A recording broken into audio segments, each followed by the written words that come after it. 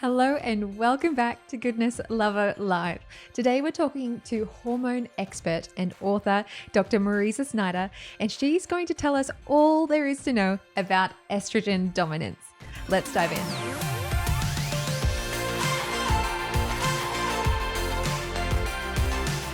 Dr. Mariza Snyder, we are so privileged to be with you today talking all about estrogen dominance. What a funny little topic. How are you today? Thanks for joining us.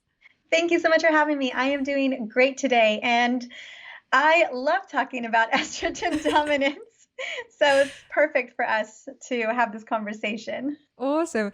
I didn't know about estrogen dominance for quite some time, even well into my health journey. And I think I was really missing out on an important piece of information because I think a lot of people, women and men included, often have symptoms of estrogen dominance and don't even know that that's something they should be looking into. So maybe to start off with, could you tell us what someone might be experiencing if they have an issue with estrogen dominance? Absolutely. When I see it mostly in women, but not men can absolutely have it as well. So I'm going to give kind of a run through of a lot of the symptoms. One, decreased sex drive can play a role here.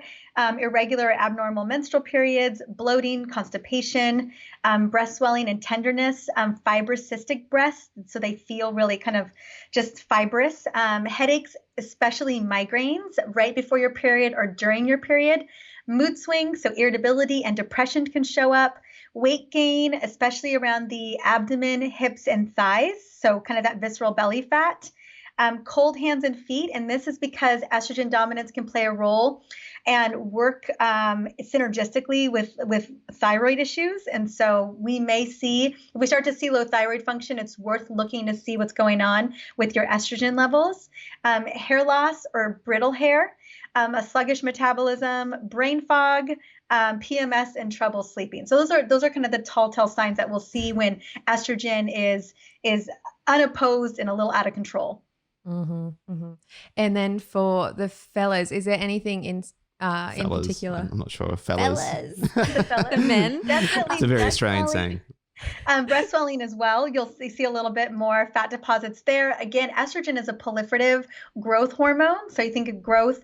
Men maybe they'll have like a bigger booty, maybe more fat around the midsection, migraines as well. We'll see that with men. Constipation, bloating, gas, those will be playing a role. Potentially decreased sex drive, but probably not until like their 40s.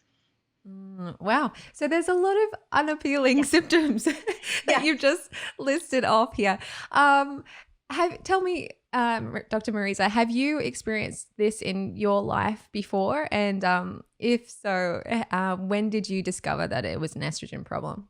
Absolutely. Yeah, I have. It was in my, I would say, mid to late 30s, probably 36, 37, and kind of the telltale signs for me, because estrogen dominance can happen. Like 1 month you could be good, the next month it shows up. And so usually when I had a really big deadline, a couple of months of really working hard and kind of letting things go to the wayside, that next period was a monster. Like it was coming for me. So usually my periods would start with a migraine.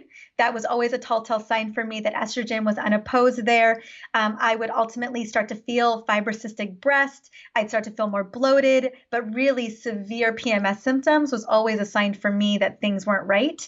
And if that happens more consistently, you will definitely see it on labs in particular. Okay. Yeah, but luckily we can absolutely get this under control. So that's a good thing. And so once, in the beginning, a lot of us as women, we kind of just write it off as, oh, it's just a bad period, or, oh, this is just PMS symptoms. But if you start to really dial in and take a look at those types of symptoms, menstrual pain, migraine, severe bloating, fibrocystic breast, these aren't normal things. They may be common, but they're definitely not normal.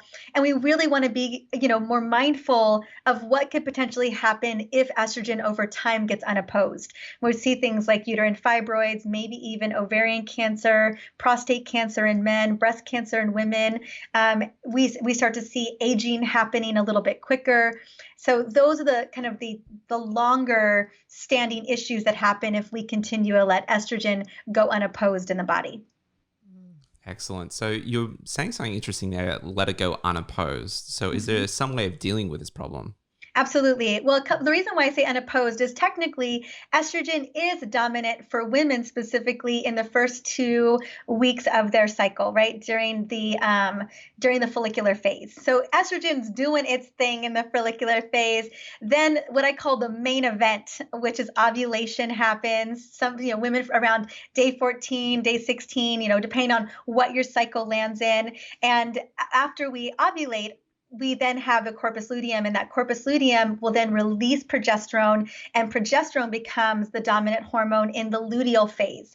And so when I say unopposed, is oftentimes when either progesterone is lowered, either because there's anovulatory cycles, a cycle without ovulation, or we have a decrease in progesterone due to things like chronic stress, or due to things like trauma, where progesterone is getting decreased.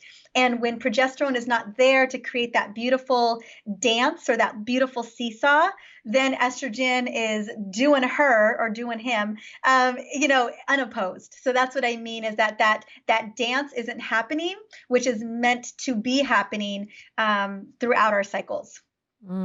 So if you could give us a quick overview of the difference between estrogen and progesterone, and of course you just said they're meant to be in harmony, I guess that kind of yin and yang idea. What is an overview of those two different hormones? Specifically, so estrogen, the goal for estrogen is to help get our bodies, if we're talking about women, helping to get our bodies ready. So it's kind of, you think about the uterus as being the garden of the whole situation. So estrogen is ensuring that we are building up that epithelial endometrium layer. So we've got all the blood supply and everything for when we get pregnant. That's the goal, right? Every month we're preparing to get pregnant. Then we have that ovulatory situation where the main event, and then progesterone comes out. And progesterone, the number one goal for progesterone is to maintain that pregnancy. So if the pregnancy does happen, we're just gonna say that it did until we get to the point of the start of our new menstrual cycle. And there are definitely other roles in which progesterone and estrogen play. Estrogen is phenomenal for mental acuity, mental focus. It's great for growth. It's great for bone growth, reproductive growth. It is amazing for helping to keep us happy. So estrogen plays a lot of different roles inside of the body. And then progesterone is definitely that calming hormone. So we always think about kind of calming down things like anxiety. But its main job and responsibility is to maintain that pregnancy. Thank you for that overview. Okay, so we've discovered that the end result of estrogen dominance is not appealing. But what about, like, how is this happening in the first place? How are we getting so imbalanced as men and women, if you can put it together? Absolutely. Such a great question. There's actually a couple different ways that this happens. The first way is that there's actually 3 different types of estrogen inside of the body. It's estrone, estradiol, and estriol. And what we find is if estrone and estradiol, estrone being the second most common estrogen, a weaker type, but definitely in the environment, estradiol kind of the most potent version, definitely supporting bone growth, serotonin levels, memory, heart health, the things that I mentioned earlier. When these two they're more proliferative, and if they become more dominant inside of the body, whether it's because our liver isn't functioning properly, or the dance between progesterone and estrogen isn't happening, we have a situation where we can have estrogen dominance. The other place where we start to see problems is through estrogen metabolites.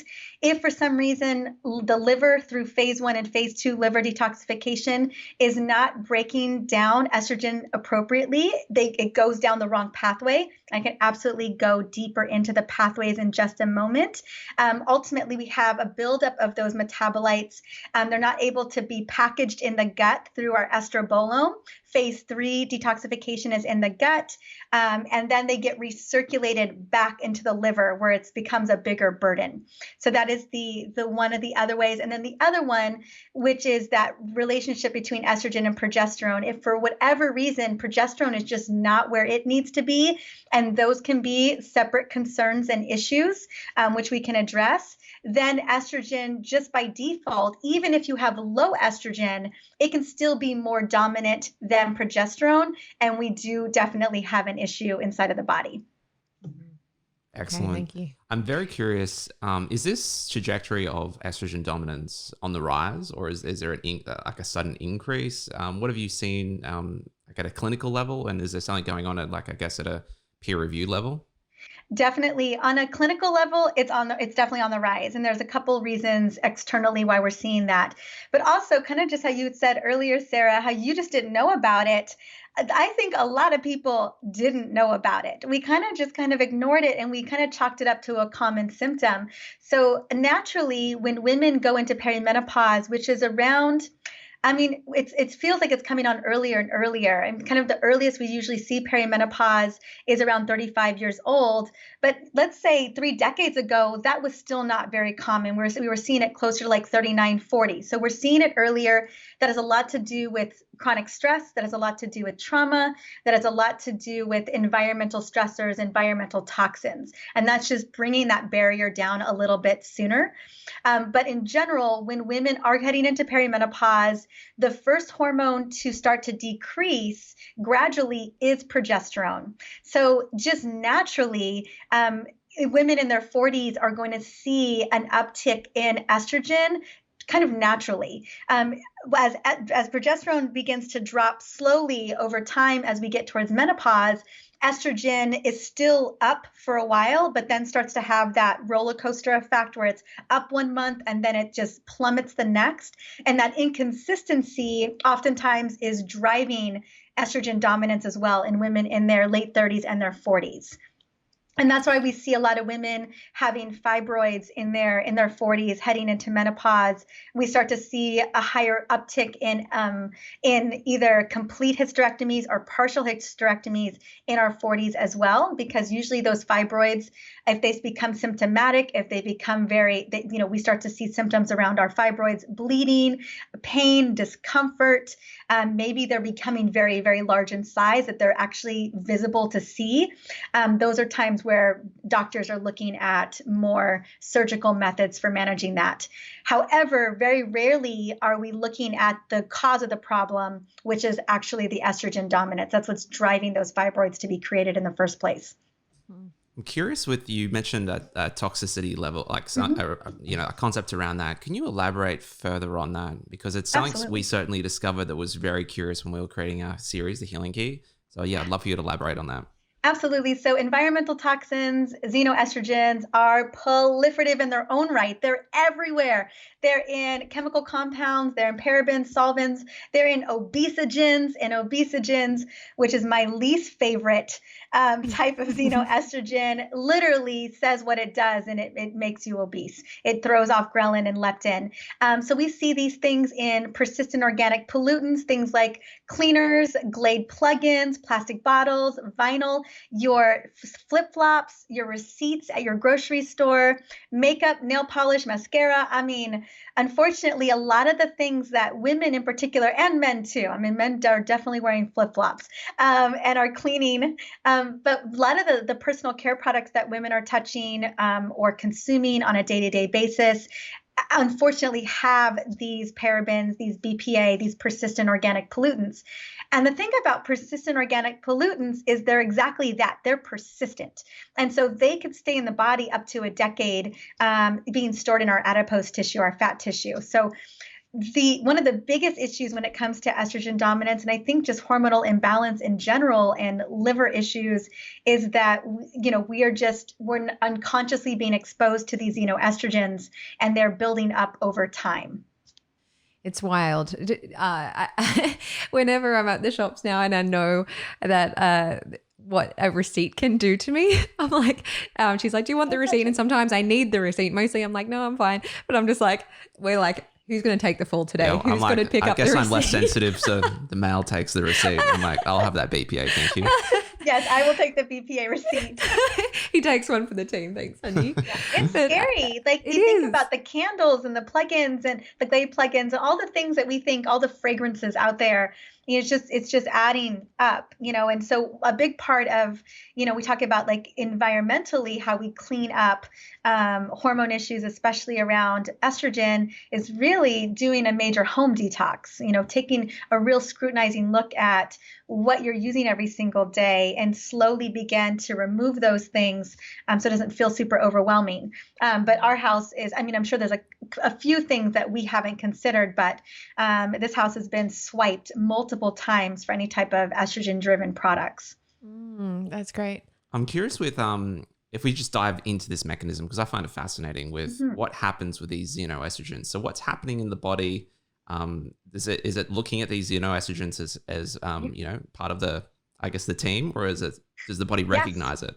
Yeah, the body thinks it's a part of the team. And so basically the concept is that we have these receptor sites.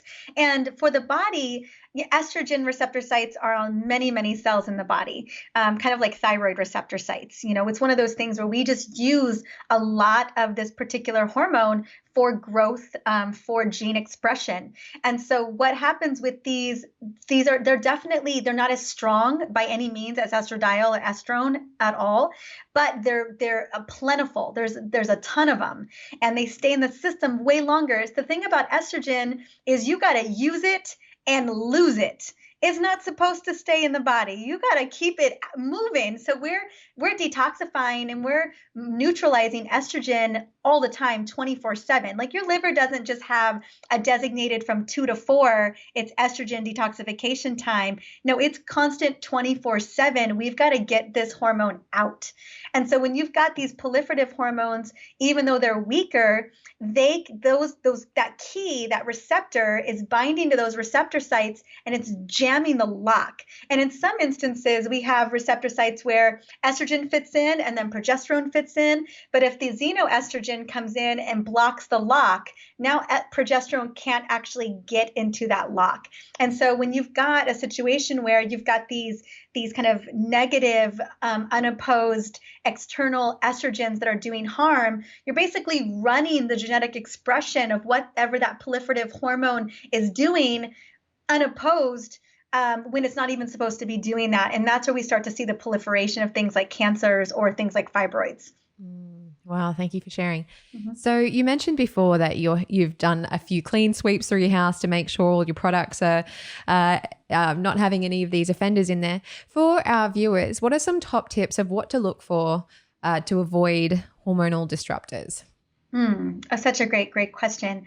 A lot of things, again, like fragrance, BPA, and there's a huge long list of things. I think what I would recommend is what would we be looking for in terms of looking for a natural product. And one of the things I always love to get people to start on is cleaning products, because I find that the majority of cleaning products in your everyday hardware store or drugstore or big store, they're guaranteed that product is not going to serve you in terms of your hormones. Whether it is an endocrine disruptor or a neurodisruptor, you're going to have issues. And so you're looking for products that are free of phthalates, free of solvents, free of parabens, free of sulfites, and free of fragrances, but that they're organic, they're green. And ultimately, a lot of our cleaning products can be made with just a couple different ingredients. Things like vinegar, distilled water, kosher salt, essential oils can be phenomenal as well because they're antimicrobial, and baking soda. Honestly, you can make over almost every cleaning product that you have with those 5 ingredients. I think that's a great first place to start. And then, when it comes to makeup, that's a whole nother ball game. I think using a site like the Environmental Working Group as a way of grading certain makeup, because it all looks like a foreign language to most people, and it can be really difficult to decipher. Like I think about sugar as an example. Like there's 30 different names for sugar. Dextrose, maltose. You think about all of that, and the average person, just when they look at that label, they're not necessarily always going to know. So I think it's important to, like, if you love a certain makeup brand or you love a certain certain type of personal care brand, definitely look into the environmental working group, see how it's graded, and see if it's worthwhile for keeping. And the beautiful thing is today is, thank goodness for the internet and for research. There's a lot of great beauty supply products now today, and makeup companies that are really working very hard to create green product line, organic product lines that do not disrupt our hormones or our endocrine system. And they pride themselves on showing you the research. So I would definitely just kind of, even Googling top 10 best, clean makeup brands, or top 5 best, skincare brands that are not using chemicals, and seeing what that research looks like.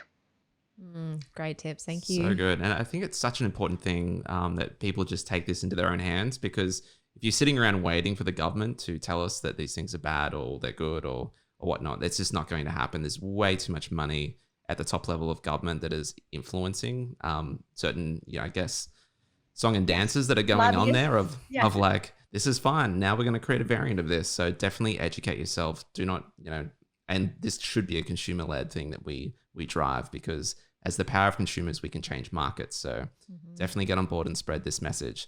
I'm curious, as we transition out of sort of these external toxins, there's one massive contributor that could potentially be disrupting someone's hormones, and that's called stress. Now, obviously, we're in a very stressful environment right now. So can you just explain to us why stress disrupts our hormones, particularly estrogen, and what we can obviously do about that? Absolutely. So, and stress can come in a lot of forms. We were talking about the toxins. That's definitely a stressor on the body. Anything that the body's having to manage and having to combat is definitely a stressor. But the stressor I think we're both talking about is the perceived stress, the ever looming stress of, we just don't know what tomorrow is going to look like. The fear of what this virus is doing, whether our kids going to go back to school or not. Do I need to become a 3rd grade teacher tomorrow? All of these things are the types of stresses that I think are popping up for parents and adults alike. And what we know about stress, perceived or real stress, it doesn't really matter. The body just processes it the same way, is that, we're perceiving stress not only inside of our limbic system, which is the survival part of the brain, but we're also perceiving stress really on our skin cells, our cells inside of the body. So a lot of our body is always perceiving kind of that stranger danger situation. But when we look at the how the hormone system works specifically, we're looking at the hypothalamic pituitary adrenal axis, and it works in conjunction with the sympathetic nervous system. Now, these are 2 very different systems, but they work together.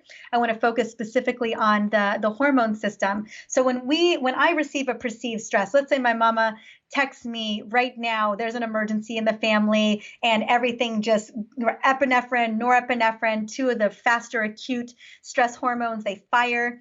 And then in order for me to sustain that amount of handling the situation, cortisol comes into play, and it's a more long-standing stress hormone. That information goes from the limbic system, communicates to the pituitary gland, and then heads to the adrenals, where the adrenals sends out those appropriate messages. And because our bodies are hardwired for survival more than anything, at the end of the day, if you're not living, you can't make babies. So what's the point of making babies anyway if you got to survive? And so our bodies are always going to favor survival over the digestive system, over the reproductive system. It stops making progesterone and starts making more cortisol to manage that long-standing issue. And these could be any kind of triggers. This could just you feeling overcommitted, or you're feeling overscheduled, or you don't know what's going to happen next. All of that just kind of adds and compounds to the problem. And as we talked about earlier, if we have a decrease in progesterone for whatever reason, whether it's stress or whether it's trauma does the same thing. Trauma can absolutely trigger more perceived stress. We now have a situation where we've decreased our amount of progesterone in sacrifice for something else, for survival. And estrogen is still just doing what estrogen's doing over here.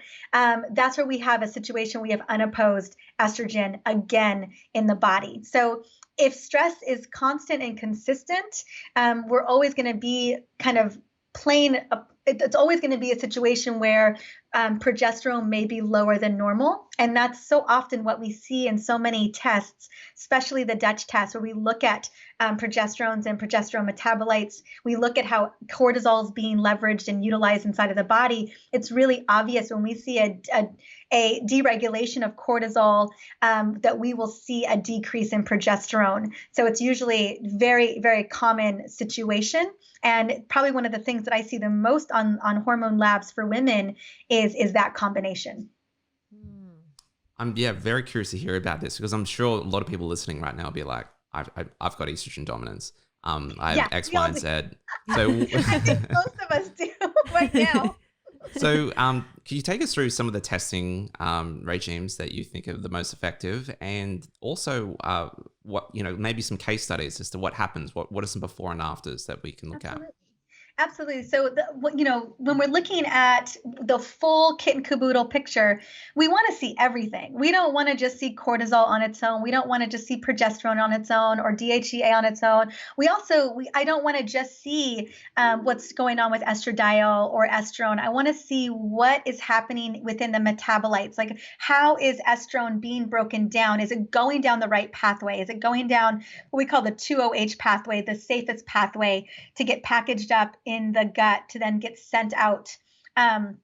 Or are we seeing it go down the 4-OH pathway, which is the where we see more cancer happening, or the 16-OH pathway, which we really see a lot more estrogen dominance? That's the proliferative pathway, where we'll see more fibroids, we'll see fibrocystic breasts, we'll see migraines, we'll see symptoms of estrogen dominance. So it's important for us to know what's actually going on with estrogen and how it's metabolized. And so the test that I recommend is the Dutch test, and it's looking at dried urine metabolites for all of these hormones so that we can see the full landscape. So it's really the only test I recommend if we're looking at the full kit and caboodle.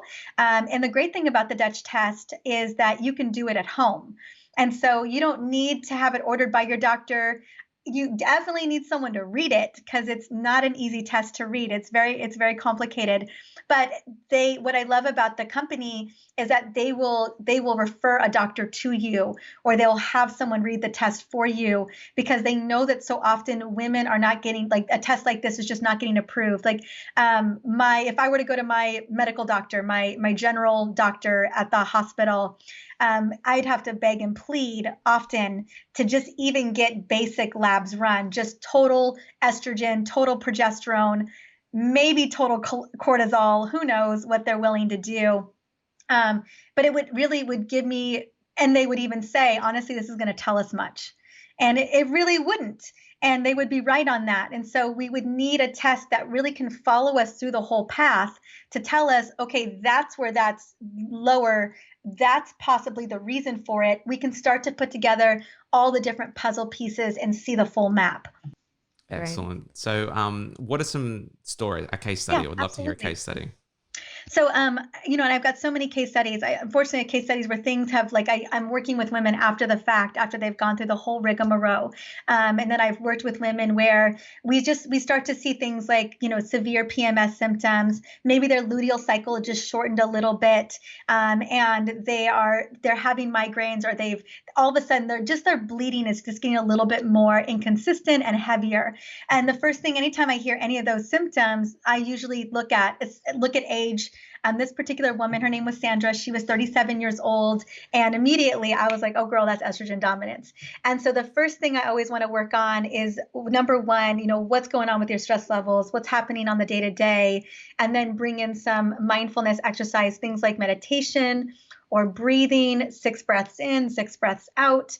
Having a little chime on her phone where she can actually grab her little essential oil, take a little break on the hour so things don't build up and get a little bit crazy. So managing stress in that way, kind of as a preventative role, because honestly, stress is always going to get the best of us. There's no amount of things happening in the world. There's no amount of obligations that you've got going on. It's how we're managing and setting the tone for the day that we want. So worked with her on that, got that locked and loaded, because you could drink all the green smoothies, you could eat all the kale salads, you could take all the choline and methylated B vitamins in the world to clean up your liver. And if you're still running on hyperdrive over here, we're still going to see a situation where you still have estrogen unopposed. So we got to kind of tackle it from a couple of places. Then I like to usually what I see with women, Sandra in particular, is when we ran full complete blood panel, folate was low, B12 was low. So for me, I wanted to get her on a methylated B vitamin. A lot of us, in terms of our genetics, we don't necessarily know what's going on. And so always having an activated or methylated vitamin so that we're dealing with a potential, given I didn't know Sandra had an MTHFR or a COMT gene mutation. So an activated B vitamin is always my preference. I take one every single day.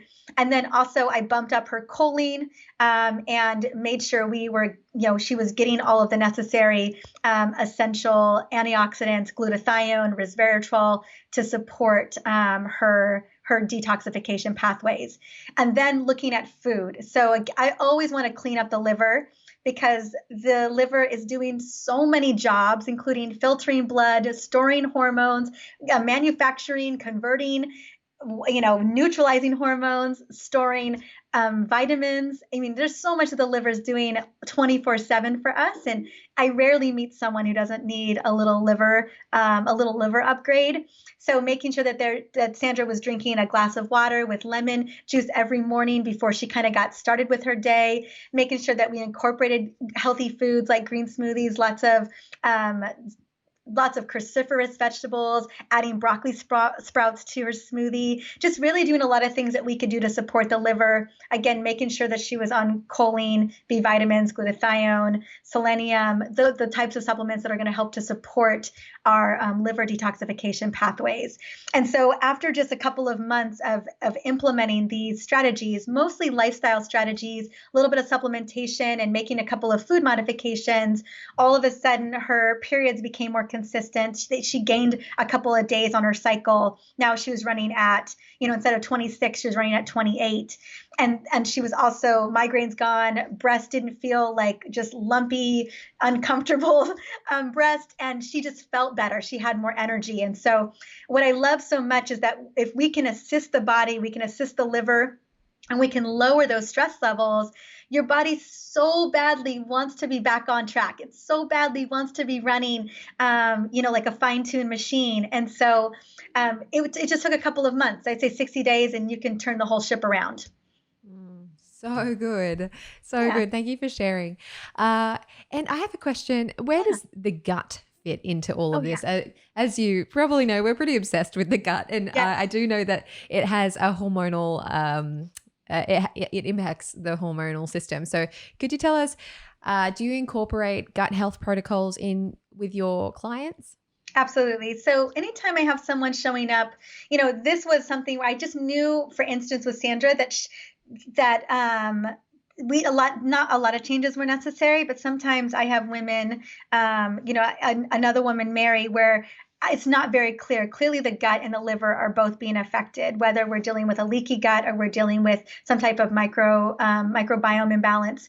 And the estrobolome plays a huge, huge role. So again, the liver neutralizes, gets it into a water-soluble state, gets our estrogen into a water-soluble state. And then the liver is like, I'm done.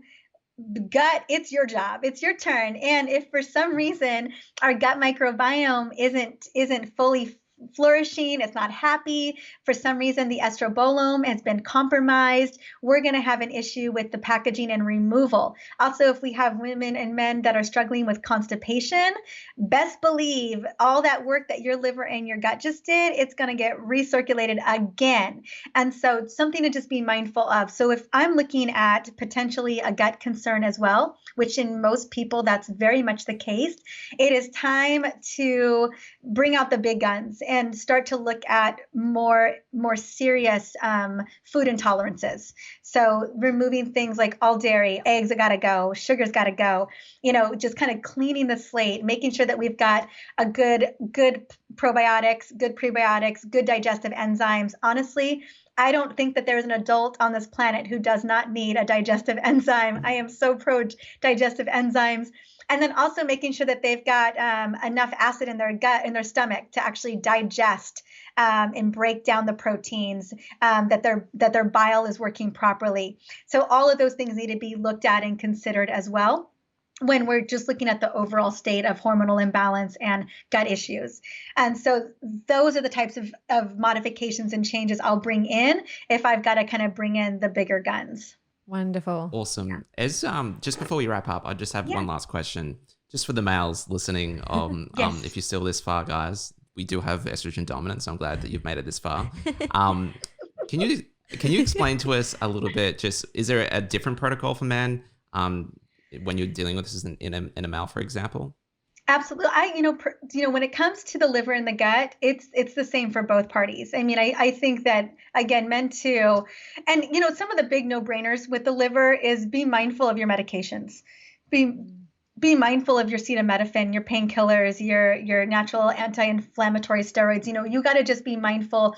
The liver is having to break that down, process that. And when we take things like acetaminophen, it actually cripples the pathway that breaks it down. So it's really interesting, that whole pathway. Also alcohol. And I know alcohol is at an all-time high right now.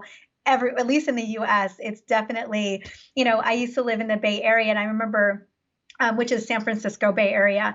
And San Francisco in COVID had a 40% uptick in alcohol consumption, even with all of the bars being closed. And San Francisco has, like, per capita, some of the most bars per capita of many cities. And those are shut down. And yet the consumption was up a 40 extra percent. And so definitely cause for concern there. So even things like, watching your alcohol intake, watching the amount of medications, especially over-the-counter medications that you're taking, are going to play a huge role. Incorporating things like, more cruciferous vegetables, making sure that you've got a great daily daily vitamin that you're taking, that you're being mindful of taking choline, that you're boosting your antioxidant levels like glutathione. All of this is a benefit. My husband is on choline, he's on glutathione. He manages, he definitely has major no alcohol breaks. He doesn't take any medications. But Alex, anytime I'm doing a liver reset, my husband is always doing the liver reset with me. I like to I call it the liver spit shine. Like, I like to get a new liver. And so, and it makes a massive difference in Alex. Just energy levels, sleep, digestion, all of it is a huge, huge win. So for men, it's 100% important to reset the liver, make sure those pathways are working properly, and help to support your gut. Because whether you're a man or a woman, estrogen is being processed and broken down and neutralized the same way. And despite what you might see on those commercials, guys, drinking all that beer isn't necessarily going to make you more testosterone. Manly. Yes, zero favors, especially if you've got a gluten issue. My husband definitely has a gluten issue, and every now and again he picks up a beer, and I'm like, "What are you doing?" Like, he just, like, you can tell when someone someone just blows up. And I'm just like, that's coming for you hard, like in the next 12 hours. I do not mince words when it comes to something that I know is going to obliterate my husband. This is sounding very familiar. I can't understand why. Awesome. Well, thank you so much for joining us, Dr. Mariza. We found this so insightful, and you have a great knack of explaining things in a really clear and concise way. There's so much to explore here. I'm sure our viewers will go into a Googling frenzy to learn more about all the awesome things that you've shared with us today. But for anyone that is watching and wants to connect with Dr. Mariza further, so your podcast, Dr. Mariza, can you tell us a little bit about that and what sort of topics you cover on Essentially You? Absolutely. So Essentially You, it really does focus on women's hormone health. However, we cover a lot of topics. I talk a lot about the liver on the podcast and gut health, but I also talk about estrogen dominance, PCOS, the perimenopausal spectrum is what I like to call it, because it can look all kinds of ways for all kinds of people. But there's a lot of episodes that do benefit men as well, but it definitely is centered around the ladies. Awesome. So, and for anyone that wants to follow you on Instagram, Dr. Mariza, it's at Dr. Mariza, right? Yeah, at Dr. Mariza, DrMariza. Yeah. Perfect. Awesome. Well, thank you again for joining us. We've loved it. And everyone in the world, stay safe where you are. The world's a little bit crazy at the moment, but I definitely recommend that you take on Dr. Mariza's advice with lowering stress. I thought those rituals sounded wonderful. So lots to learn there and lots to implement. Thank you so much, Dr. Mariza. Mm-hmm. Thank you. We would love to hear what you think about estrogen dominance, so let us know in the comments below. Also, don't forget to leave us a little like. It helps, keeps the morale up. And subscribe, most importantly. And if you really don't want to miss another episode, hit that little notification bell. That means that you'll be first to know whenever another episode drops. All right, we'll see you guys soon. Bye.